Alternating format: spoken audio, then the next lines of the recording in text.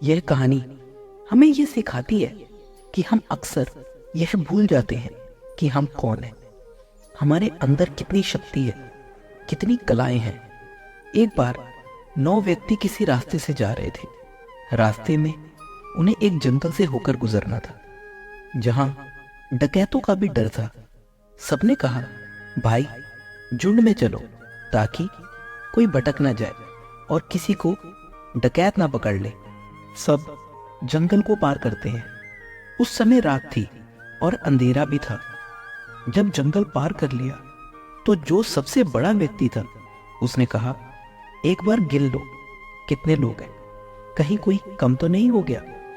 अब हर व्यक्ति गिनने की कोशिश कर रहा था, लेकिन हर कोई एक ही गलती कर रहा था, वह खुद को गिन ही नहीं रहा था।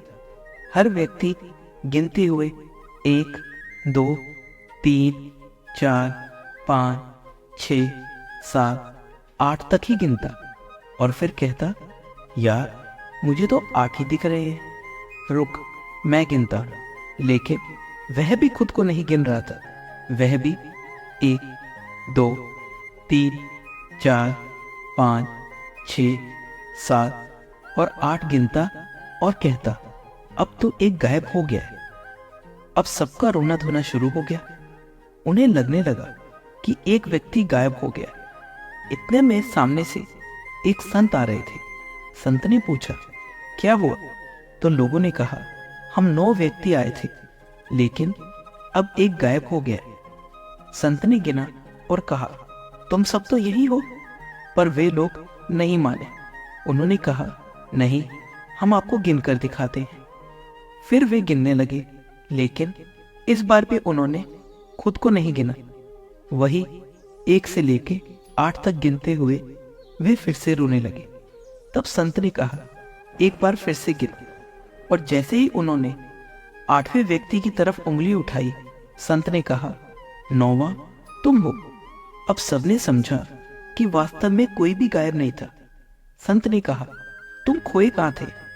तुम वही हो, लेकिन भूल गए थे कि तुम कौन हो। तुम कुछ नया खोजने की कोशिश कर रहे थे, लेकिन तुम्हें किसी नए की जरूरत नहीं है। बस जो तुम्हारे अंदर है उसे पहचानने की जरूरत है। भगवान कहते हैं कि हर व्यक्ति अर्जुन है, बस उसे याद दिलाने की जरूरत है कि वह अर्जुन है।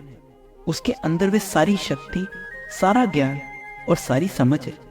यह कहानी हमें सिखाती है कि हमें अपनी शक्तियों और क्षमताओं पर ध्यान देने की जरूरत है, क्योंकि वे हमारे भीतर पहले से ही मौजूद है।